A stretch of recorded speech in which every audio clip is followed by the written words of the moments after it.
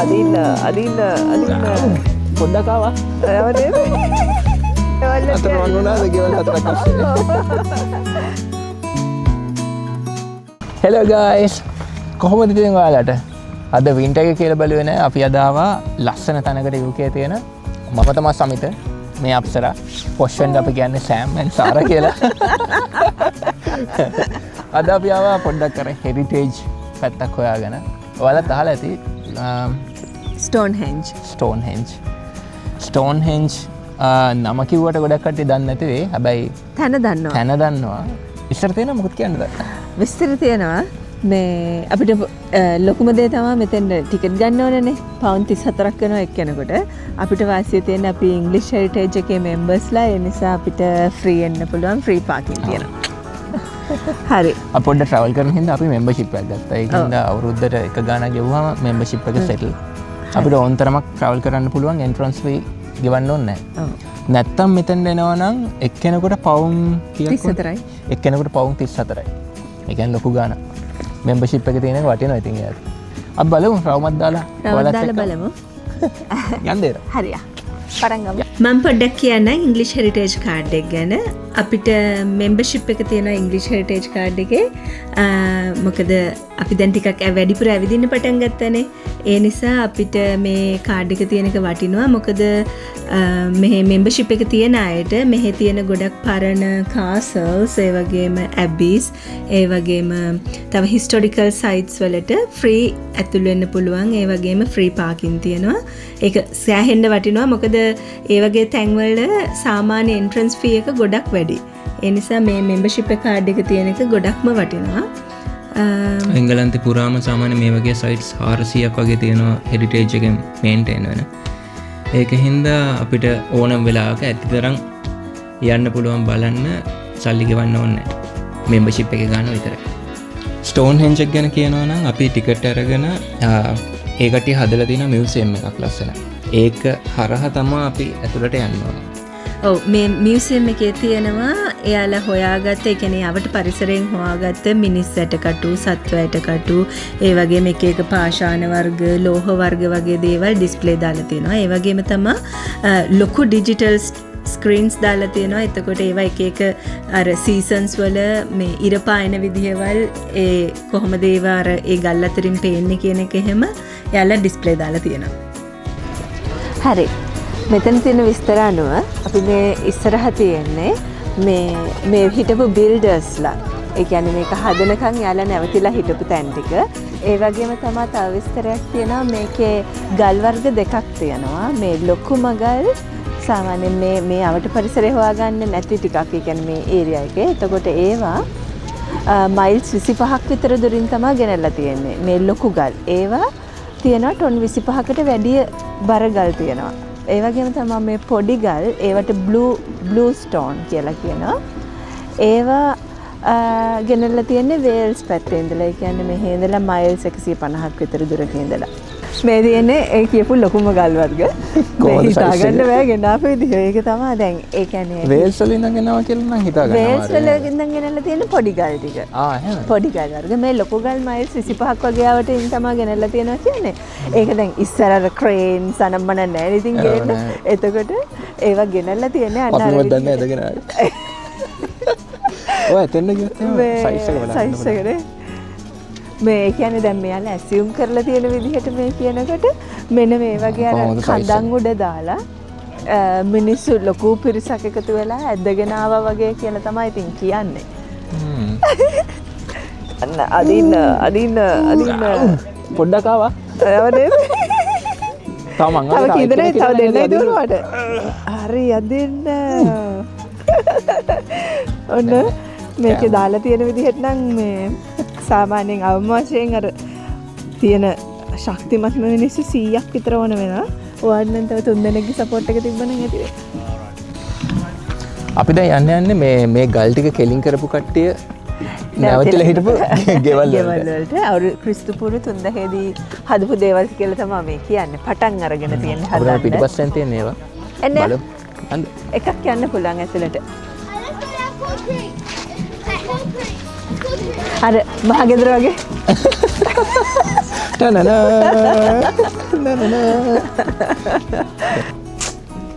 හොඳයි නේද? චිත්‍ර ඇඳලා පාඩුවේ ඉඳලා ටිකක්. චිත්‍රත් ඇඳලා තියෙනවා. චිත්‍රත් ඇඳලා ඒවට හැබැයි වින්ටර්වල එහෙම කොහොමද දන්නේ මේ වගේ මිනිස්සු හිටියේ නේද? ඒකනේ.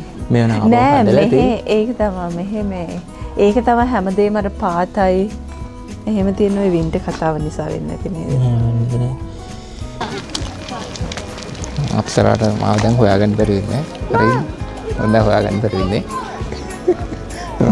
දැන්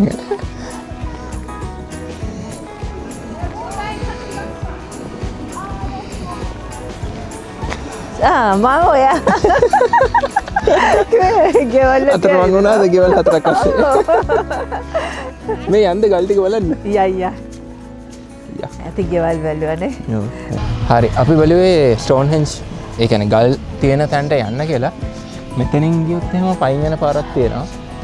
ඒක ගියොත් විනාඩි 20ක් විතර වගේ පයින් යන්න තියෙනවා. අපි බලුවේ බස් එක යන්න කියලා. මෙතන ෂටල් සර්විස් එකක් දාලා තියෙනවා. ඒක ගියොත් විනාඩි 5න් යන්න පුළුවන්. අපිට වෙලත් නැති ගායි ගෙදර යන්නත් ඕනේ. ඉර බහින්න කලින් වැඩේ කරගන්නත් ඕනේ. ඔව් ඒකින්ද අපි බලුවේ බස් එකේ ගිහිල්ලා බස් එකෙම එනවා.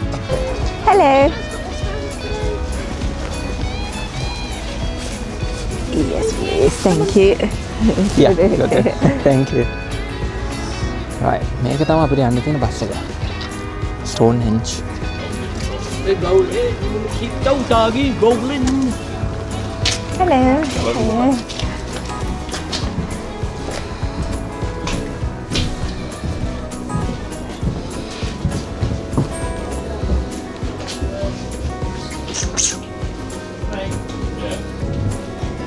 කොතනද ඉඳගන්නේ? කොතන ඉඳගන්නේ? අපිට හොඳට පේන තැනක ඉඳගමු. පස්සට යනවද? බස් එක නැතුව යන්න දැන්. ඔක්කොම හරිනේ. ඒක තමයි. මොකුත් නෑ.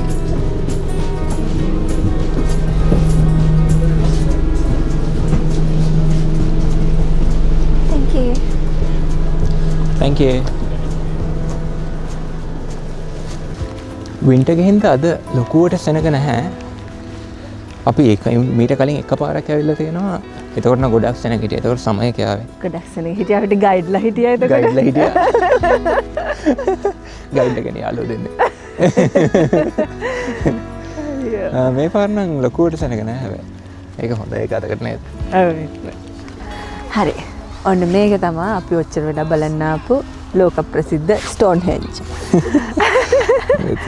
ගල් කන අර පොළොන්නරු ගිහින් ගල් කන බලනවා වගේ තමයි. හැබැයි මොනත් කැටයක් මොනත් නැහැ. හැබැයි මේවා මාර විශාලයි ඉතින්. ඔව් ඉතින් අර ගෙනාපු හේතුවක් තාම දන්නෙත් නැහැ. කොහොමද ගෙනාවි කියලා දන්නෙත් නැහැ. අන්න ඒ වගේ දේවල් එක්ක තමයි ඉතින් මෙතන ප්‍රසිද්ධ වෙලා තියෙන මිස්ටීරියස් ඉතින්.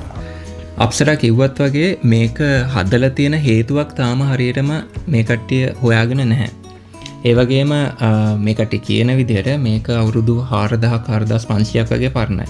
ඒ කියන්නේ ක්‍රිස්තු පූර්ව 3000 ආදී වගේ තමයි හදන්න පටන් අරන් තියෙන්නේ නේද? ඔව් ඒ වගේම තමයි අදියර කීපයක් තිස්සේ ඒ කියන්නේ අවුරුදු 1500ක් විතර පුරාවට මේක හදලා තියෙනවා කියලා තමයි යාලා දැන් හොයාගෙන තියෙන කරුණ වලින් කියන්නේ. එතකොට මේක අර හදපු හේතුවක් දන්නෙත් නැහැ. හදපු කෙනෙක් තාම දන්නෙත් නැහැ. අර නියොලිතික් යුගයේ හදලා තියෙනවයි කියන එක විතරයි මෙයාලා හොයාගෙන තියෙන්නේ තාමට. හැබැයි ඒකේ දැනට ඒ කට්ටිය ගෙස් කරනවා මේ වගේ හේතුවකට හින්දා හදලා තියෙන කියලා නේද? ඔව්. ඒ කියන්නේ ප්‍රධාන වශයෙන් හේතු 3ක් විතර එයාලා හිතාගෙන ඉන්නවා. එක හේතුවක් තමයි මෙතන දැන් අර සත්වයට කටු, එතකොට මිනිස්සට කටු වගේ දේවල් හම්බෙලා තියෙනවානේ. ඒ නිසා මේක සොහොන් භූමියක් විදිහට පාවිච්චි කරලා තියෙනවා කියලා හිතන්නත් පුළුවන්ලු. මොකද ඒක අර මේ එහෙ හිටපු ප්‍රසිද්ධම එහෙම නැත්නම් ධනවත්ම බලවත්ම මිනිස්සුන්ගේ සොහොන් භූමියක් විදිහට පාවිච්චි කරා කියලා හිතන්නත් පුළුවන්ලු. ඒ වගේම දෙවෙනි හේතුව තමයි මේක අර එක එක ගල් වර්ග තියෙනවානේ. දැන් එතකොට අර බ්ලූ ස්ටෝන් කියලා පාවිච්චි කරලා තියෙන ගල් වර්ගය යාලා විශ්වාස කරලා තියෙනවා සුව කිරීමේ බලයක් තිබ්බ විදිහට. එතකොට මේක සුව කිරීමේ මධ්‍යස්ථානයක් විදිහට පාවිච්චි කළාද කියලා විශ්වාසයකුත් මෙයාලා ගාව තියෙනවා. ඒ වගේම තුන්වෙනි විශ්වාසය තමයි ඒ තුන්වෙනි විශ්වාසය වගේම එයාලා වැඩිපුරම හිතන හේතුව තමයි මේක අර සූර්යයා හා තාරකාවල් වල ගමන් රටාවක් බලලා කැලෙන්ඩර් එකක් දින දර්ශනයක් විදිහට පාවිච්චි කරා කියලා හේතුවක් තමයි දැනටත් ගොඩක් බ්‍රිතාන්‍ය ජාතිකයෝ විශ්වාස කරන දේ. ස්ටෝන්හෙන්ජ් විශේෂ වෙලා තියෙනවා ප්‍රධානම කරුණු කීපයක් මත. එක් පළවෙනිම එක තමයි මේක යුනෙස්කෝ ලෝක උරුමයක් විදිහට සංරක්ෂණය කරගෙන යනවා. ඒ වගේම තමයි ලෝකයේ වැඩිපුරම අධ්‍යයනය කරපු පුරාණම ස්මාරක වලින් එක ස්ථානයක් විදිහටත් මේක ගොඩක් ප්‍රසිද්ධයි. ඒ වගේම තුන්වෙනි සහ ප්‍රධානම හේතුවක් තමයි මේක අර හොයා නොගත් අභිරහස් තැනක් වගේ රහස් ගොඩාක් එකතු වෙලා තියෙන තැනක් නිසා හේතුව දන්නේ නැති තැනක් නිසාත් මේක ප්‍රසිද්ධ වෙලා තියෙනවා. අපි බැලුවේ යන්න කියලා. ශීතලයි හොඳට මගේ අත් දෙක වැඩ නැහැ. වැඩ නැහැ ග්ලව්ස් එක ගෙනාවා. අර කාටද කියන්නේ? අර ටිකක් පඬිතයිට අමාරු වෙන්නේ දෙයක් කිව්වා. කවුද ඒ දෙන්නේ ගියේ? ඒ දන්නේ ගියේ එක්කන. බස් එකේම ආවා. පයින් යන්න බෑ ගොඩාක් සීතලයි. අපේ ගමන ඉවර නෑ තව පොඩි තැනකට යන්න තියෙනවා. එළියට යද්දී අපිට යන්න තියෙන්නේ සෝනේ ෂොප් එකේ. ඒක හරහා තමයි යන්න ඕනේ. හරහා තමයි යන්න තියෙන්නේ. Business tricks. අපිට ගන්න දේවල් තියෙනවා ගොඩක්. කුඩ තියෙනවා. අලුතෙන් එන්න ඒක තමයි. මොකද බස් එක ඇවිල්ලා අන්ලෝඩ් කරන්න මෙතනදී. අන්න.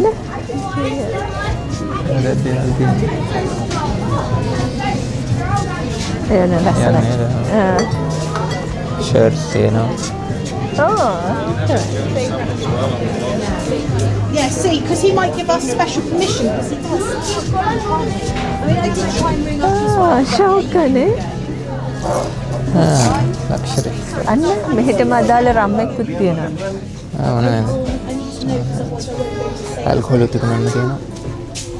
කොහොමද?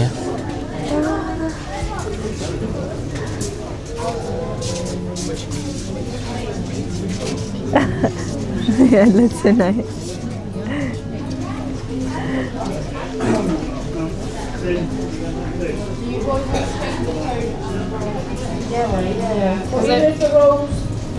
Yeah, because they come in the set, then they will come in.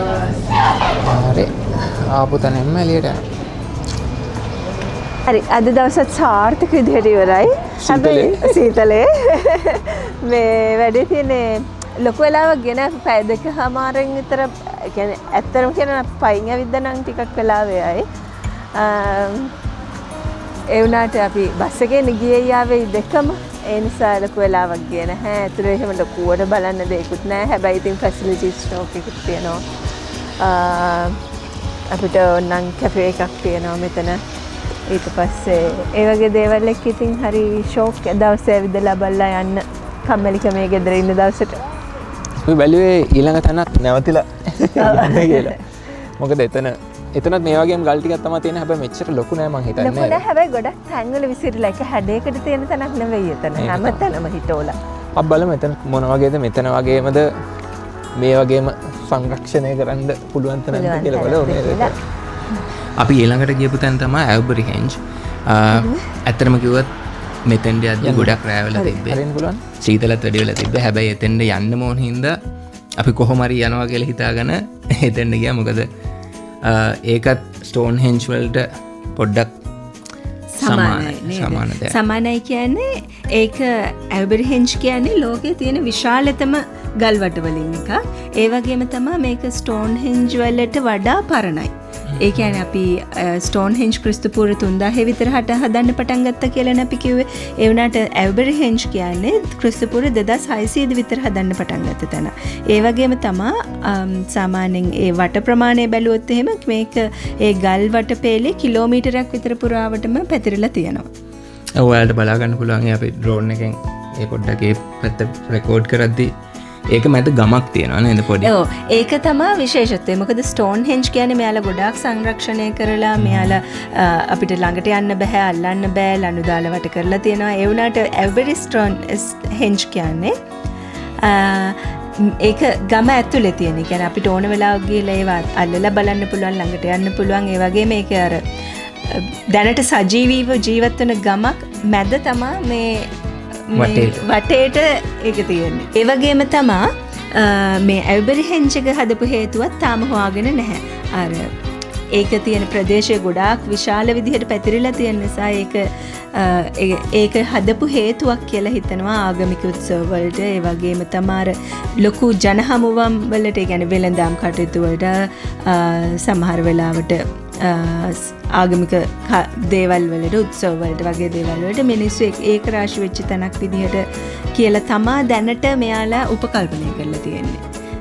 හරි, ඕක තමයි ඉතින් ගල් කතාව. අපි එනම් දැන් ගෙදර යනවා.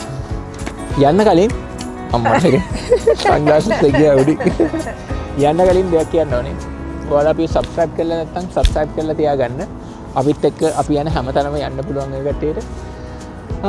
එහෙනම් තව ලස්සන වීඩියෝ එකකින් හම්බෙමු. cheerio. Good night.